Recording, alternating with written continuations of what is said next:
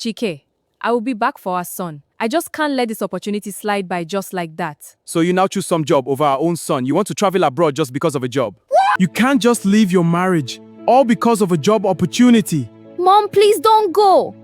I have to. Don't do this. The day my son looked at me and called me Mom, I knew money had destroyed my life. Amaka was the kind of woman who made people stop and stare.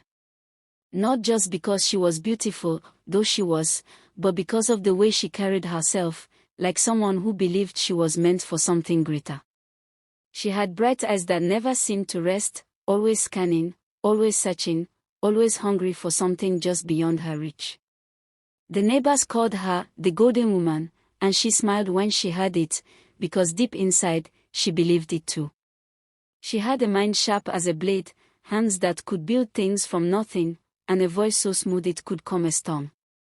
Everyone who knew Amaka agreed on one thing: she was made for greatness. But greatness had not come yet. Instead, what came was love. His name was Chike, a quiet, steady man with kind eyes and calloused hands from years of studying engineering while working small jobs to pay his way. He was not flashy. He did not have a big car or expensive shoes. But when he looked at Amaka, she felt seen in a way she never had before. They married young, full of dreams and whispered promises, moving into a small apartment that smelled like fresh paint and hope. Their son, Tebena, was born one rainy Tuesday morning, and Amaka held him and wept, not from pain, but from a joy so deep it frightened her.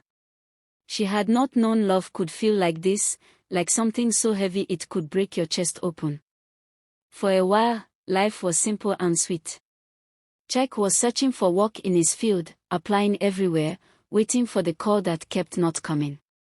He cooked their meals, walked Tebena to the clinic when he had fever, and stayed up late studying to keep his skills sharp. He never complained.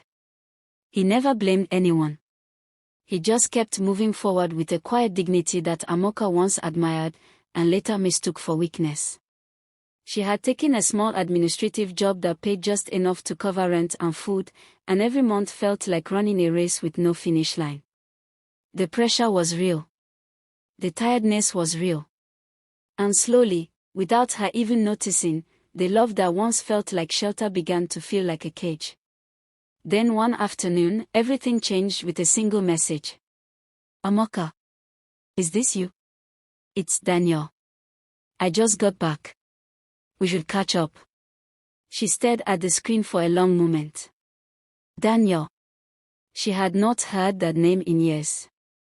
She thought of a younger version of herself in school, laughing, carefree, full of ambition, and she thought of Daniel who had always looked at her like she was the sun. She almost did not reply. But she was tired that day. Chike had just received another rejection letter. Tebena had cried all morning from hunger before she found enough to make porridge.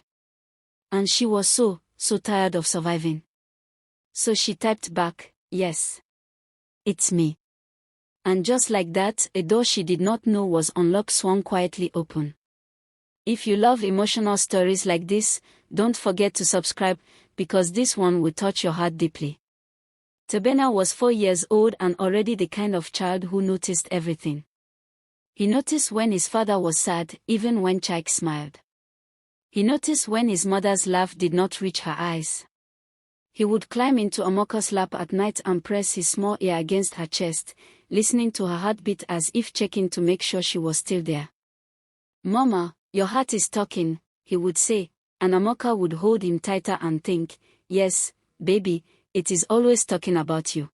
But even as she held him, her mind was already beginning to drift to other rooms, other lives, other possibilities she had buried when she said "I do" in that small church 3 years ago. Chike noticed the change before she said anything. He noticed she had started checking her phone more. He noticed she hummed while cooking, something she had not done in months. He was not a suspicious man, but he was a careful one, and so he watched quietly and waited. One evening, he sat beside her after Tebena had gone to sleep and said gently, "Are you all right, Amaka? You seem far away these days." She smiled and touched his hand and said, "I'm just tired, my love. Just tired." And Jack believed her, because he wanted to, because a man who loves his wife does not always want to see what is right in front of him. Daniel had contacted her on a Wednesday. By Saturday, she had agreed to meet him for lunch just to catch up, she told herself, just to see an old friend. She wore a dress she had forgotten she owned, pressed and neat, and when she stepped out of the taxi and saw Daniel standing outside the restaurant in a well-fitted shirt, she felt something strange move inside her. Not exactly attraction, not yet, but something like recognition. Like standing in a warm room after being cold for too long. He hugged her and said, "You haven't changed." But she had. They both had. He had become wealth itself, calm, polished, radiating a kind of ease that money gives a person when they have had it long enough. "You look tired," he said gently. And instead of being offended, she sat down and said, "I am." That lunch lasted 3 hours. Daniel did not ask about her husband.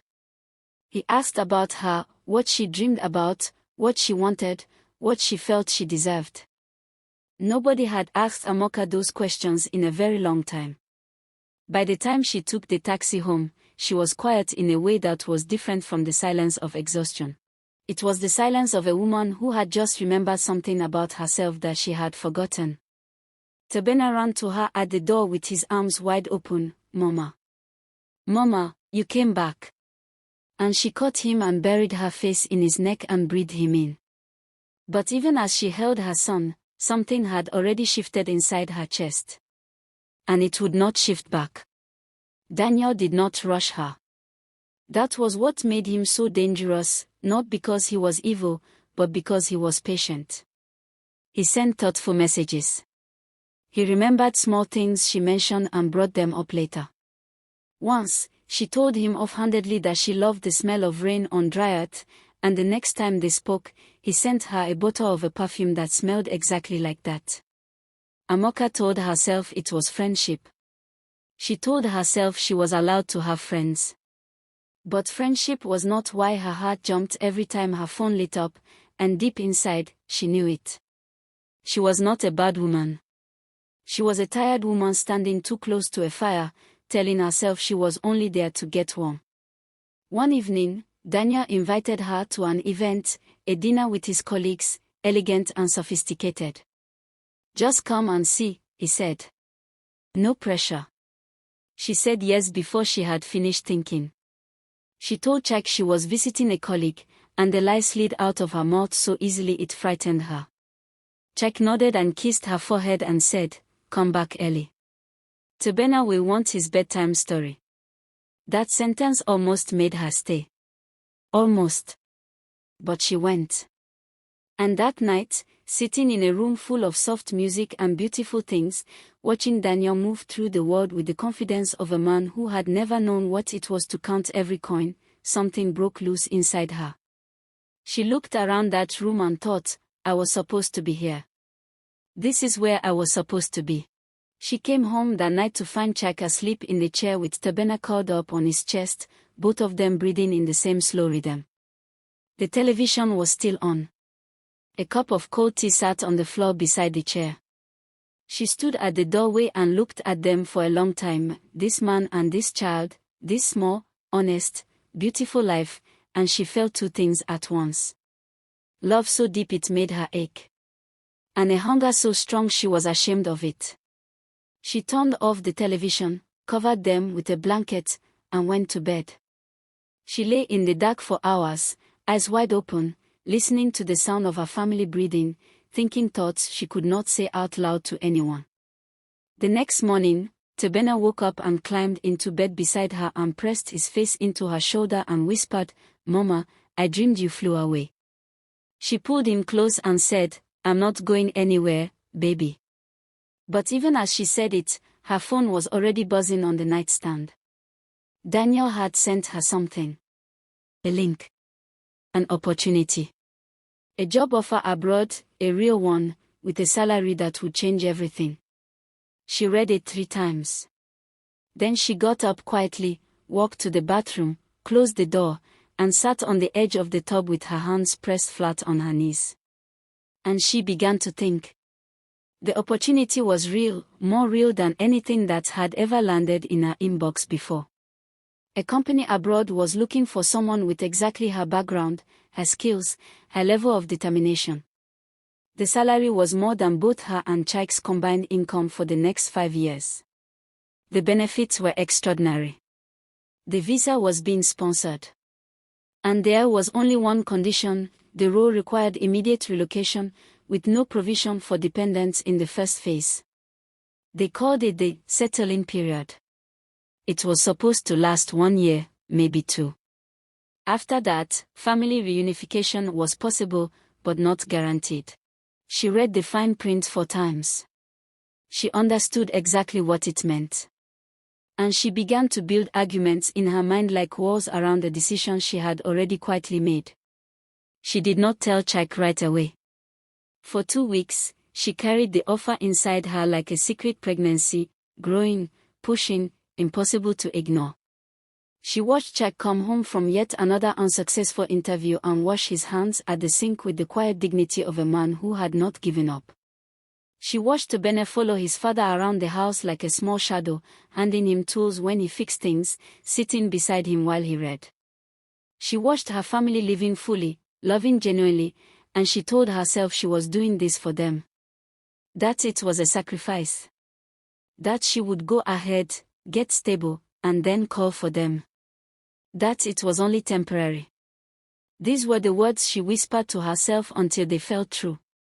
The night she told Chaik, the whole room seemed to change temperature. He listened without interrupting. He sat very still.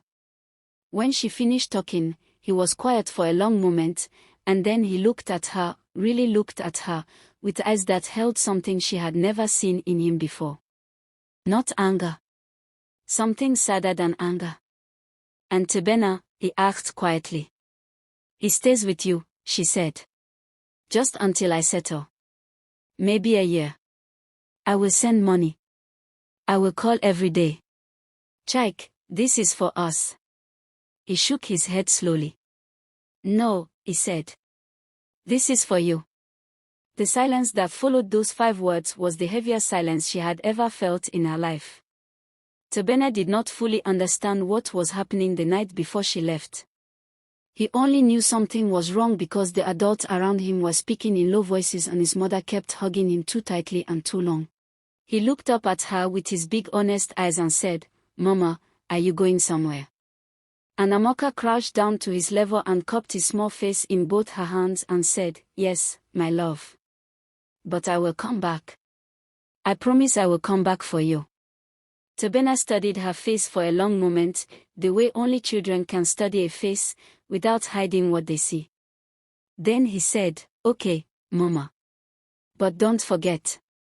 She held him so tight he squeaked, and she laughed, and then she cried, turning her face away so he would not see. She told herself she was doing the right thing. She told herself she would be back in 1 year. She did not know that 1 year would become 5. Chaik did not fall apart when Amaka left. That surprised even him. He had expected grief to swallow him whole, to flatten him, to make him useless. Instead, what came was something quieter and more frightening, a stillness. A settling. Like a house after a storm that had taken part of the roof with it. Life had to continue because a 4-year-old boy was sitting at the kitchen table asking what was for breakfast, and his father was the only one left to answer. So Chaik answered. He made the eggs. He told Tebena that Mama had gone somewhere important and would be back soon.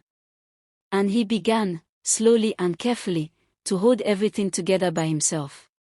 For months after Amaka left, the call Chaik had been waiting for finally came. An engineering firm had reviewed one of his applications, one he had sent almost a year before, and they wanted him to start the following Monday. He sat in the kitchen after hanging up the phone and covered his face with his hands, and his shoulders shook. He was not crying from sadness exactly, but from something complicated: relief, bitterness, exhaustion, gratitude, all arriving at once like strangers at the same door. He thought about calling Amaka to tell her. He started the message 3 times. He never sent it. Instead, he called his mother, and she praised God so loudly over the phone that Tobena came running to ask what was happening. Daddy got a job, Chike told him. Tobena threw his arms in the air and shouted, "Yes. Daddy. We eat big today." And so they began to build. It was slow at first, the new salary took time to settle in. But Chike was careful with money in the way that people become careful when they have once had nothing. He paid off their debts one by one. He repaired the broken things in the apartment. He enrolled Tobena in a better school and watched his son begin to bloom in ways that made his heart ache with a love so fierce it was almost painful. Tobena was bright, curious, and funny, with his mother's eyes and his father's quiet determination. Chike took him to the park on weekends. He attended every school event. He cooked the meals Tobena loved and learned to braid the boys' hair badly and then laughed at himself for it.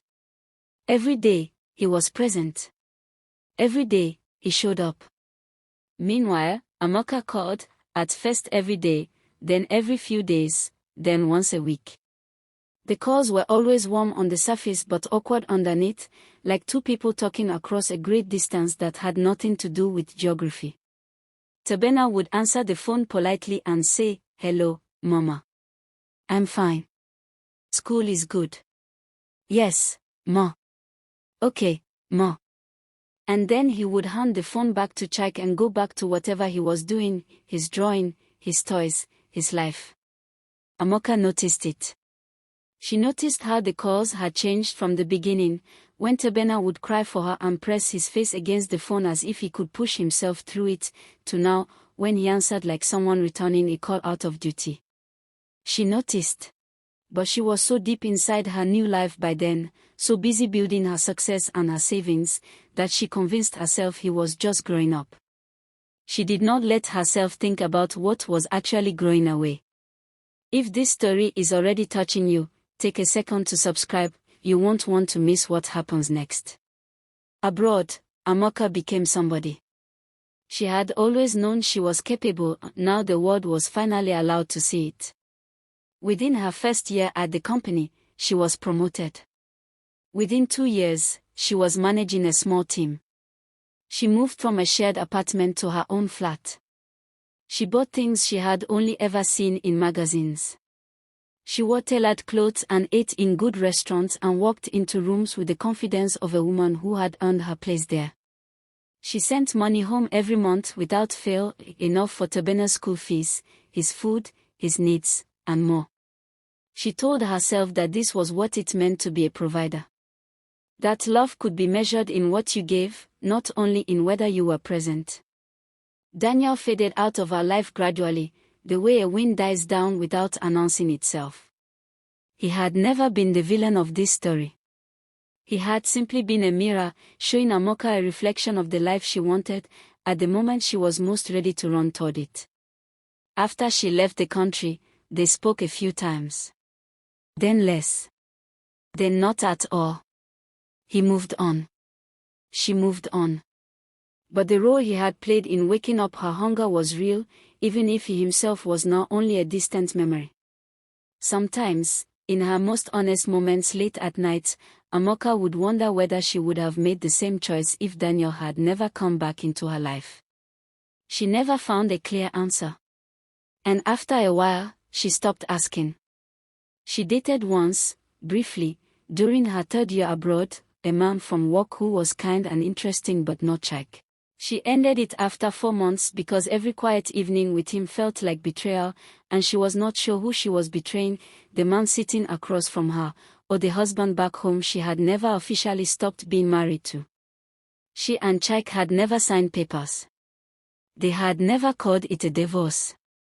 It existed in that painful no man's land where both people are too proud and too hurt to be the first to officially let go. She wore her ring still, sometimes, and sometimes not.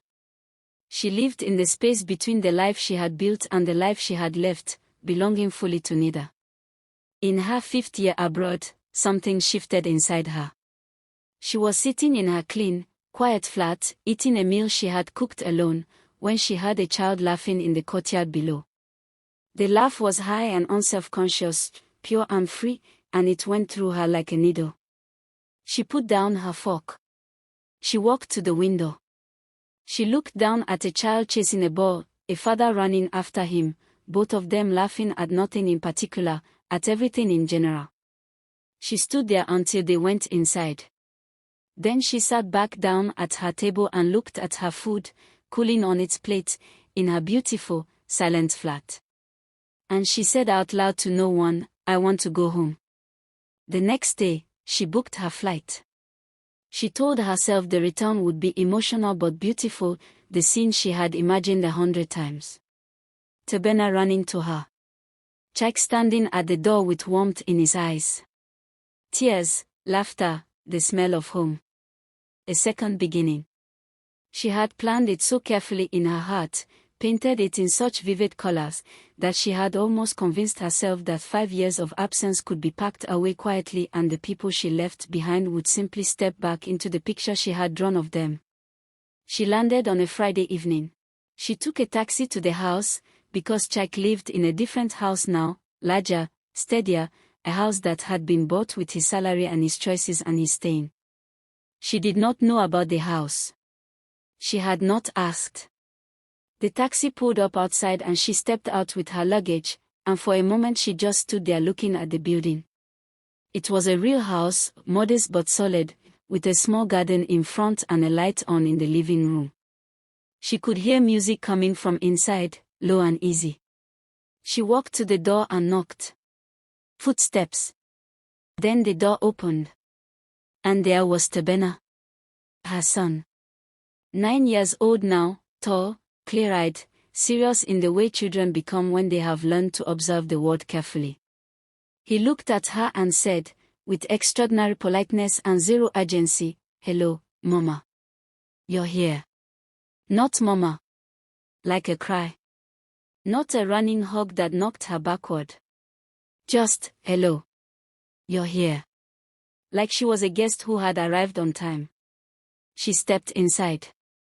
Chike came from the kitchen, wiping his hands on a cloth, and he looked at her with an expression she had never seen on him before, not anger, not love, not resentment. Calm. A deep, and unshakable calm. "Amaka," he said. "Welcome back. Are you hungry?" She looked around the house, the orderly shelves, the drawings Tebena had done framed on the wall, the books, the photographs. She found herself in very few of the photographs. Most of them were father and son at the park, at Tebena's school events, on a trip somewhere with green hills and bright sky. She was a small presence in this house, like a character from a story they had moved on from. She said, very quietly, "You're doing well." And Chike said simply, "We are." That night, she tried to read Tebena his bedtime story, something she had been rehearsing in her head on the flight home. She sat on the edge of his bed and opened the book she had brought him from abroad, a beautiful illustrated one with gold on the cover. Tebena let her read. He was polite. He listened. But when she finished and leaned in to kiss his forehead, he turned his face slightly, just slightly, the way a child does when the motion is reflex, not warmth. She felt it. She pretended she had not. She said goodnight and walked out of his room and stood in the hallway with her hand flat on the closed door, and she stood there for a very long time. This was the moment no money could fix. This was the moment she had been running toward and running from at the same time, for 5 years. The weeks that followed were careful and quiet and full of small heartbreaks. Amaka stayed in the house, there was a spare room, and Chike was a decent man who would not turn her away. She tried everything she knew how to try. She cooked Tebena's favorite meals and watched him eat politely and say thank you and go back to his homework. She bought him things, a new bicycle, books, a telescope for the star watching he apparently loved now, something she had not known about him. He loved stars. He had learned to name constellations. She had not known. Chike had taught him. He asked one night why the sky was so dark. Jack told her quietly one evening, and I didn't know what to say, so I just bought a book and we learned together. She nodded. She did not trust her voice. She tried with Jack too, carefully, humbly, without the pride that had once been her armor. She apologized one evening, sitting across from him at the kitchen table after Tebena had gone to bed. She said she was sorry. She said she had been wrong. She said she had told herself it was for the family, but she knew in her heart she had done it for herself. Jack listened to all of it without interrupting. When she finished, he was quiet for a moment. Then he said, I know, Amaka. I've known for a long time. And I forgave you a long time ago, not for you, but because I had a son to raise and I could not carry that weight and carry him at the same time. She blinked. He continued, but forgiveness is not the same as going back. I need you to understand that. She understood. That was the cruel part, she understood completely. Jack was not punishing her. He was simply telling her the truth of what had happened in the years she was away. He had mourned her. He had raged in private. He had lain awake many nights asking himself what he had done wrong, what he had lacked, why he had not been enough. And then, slowly, he had let it go, not because it stopped mattering, but because he had discovered that a life could still be full and beautiful even after it had been broken by someone you loved. He had found his own peace. She could see it in him, that peace, solid and real and quietly devastating, because she had not been part of building it. One afternoon, she was sitting in the garden watching Tebena draw in his sketchbook. He liked to draw maps of imaginary places, and he looked up at her and said, completely out of nowhere, Mama, did you miss me when you were away? She felt her throat close. She said, every single day, my love. Every single day. He looked at her for a moment with those careful, honest eyes of his. Then he said, I missed you too. In the beginning. Then I got used to it. Then I forgot that I was missing you. He said it without cruelty, just a simple truth, and went back to his drawing. She sat beside him in the garden and looked at the sky above their heads and felt something she had never felt in all her years of struggle and ambition and achievement, the clean, sharp, irreversible pain of too late. On a quiet Sunday morning, Amaka sat down at the kitchen table very early, before anyone else was awake, and she took out a piece of paper. She was not sure what she was going to write, a letter, a list, a confession. She sat there for a long time with the pen in her hand and the paper blank in front of her.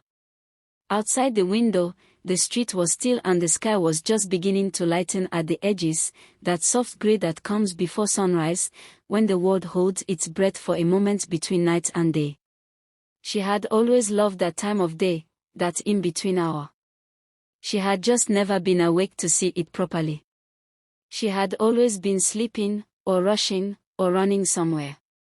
Tebena came downstairs at 7. He was surprised to find her there. He stood in the doorway in his pajamas with his hair uncombed, blinking at her, and she looked at him, really looked at him, the whole of him, this person who had existed as an idea in her mind for 5 years, a photograph, a voice on a phone, a feeling of guilt packaged neatly into monthly bank transfers, and she saw him. She saw who he had become without her. Strong. Tender. Careful. Full of small joys, his stars, his maps, his father's laugh, his own growing sense of who he was. She had not made him. She had started him. Jack had built him. And the house had shaped him. And time had done the rest. Good morning, Mama, he said. Good morning, my love, she said. Come. Sit with me. And he came, and he sat, and they were quiet together in the grey morning light. She stayed. She did not know at first whether staying was the right thing or whether it was only what she needed for herself. But she stayed, not rushing, not demanding, not trying to buy back with gifts what time had taken. She started small. She helped with homework when Tebena allowed it. She cooked, And let Chai cook too, and they moved around the kitchen without collision, two people who had once known every inch of each other, learning the new shape of a shared space. There were days she cried in the spare room where no one could hear her. There were days she lay awake wondering what would have happened if she had never met Daniel again, or if she had simply trusted that Chai would find his way, or if she had believed, even once, that what she already had was worth more than what she was reaching for. She did not always find answers, but she stayed with the questions. And then one evening, an ordinary evening, 3 months after her return, something extraordinary happened. Chai was working late. Amaka had made dinner, simple and warm. Tabena had eaten and gone to his room to read. She was cleaning up when she heard small footsteps on the stairs, and Tabena appeared in the kitchen doorway in his pajamas, holding a book against his chest. He looked at her for a long moment. Then he walked over to her, slowly, without rushing, and leaned against her side, not a full hug, not arms around her neck the way he used to when he was 4, but a quiet leaning, a warmth, a presence. Like a door not fully open, but no longer locked. She did not move. She barely breathed. She just let him lean. Outside, the night was soft and still. Inside, the kitchen smelled of food and soap and something that felt, cautiously and carefully and against all the odds, like beginning. She had not won back everything she had lost. But she had won back this small warm weight against her side, this almost, this not yet, this still possible.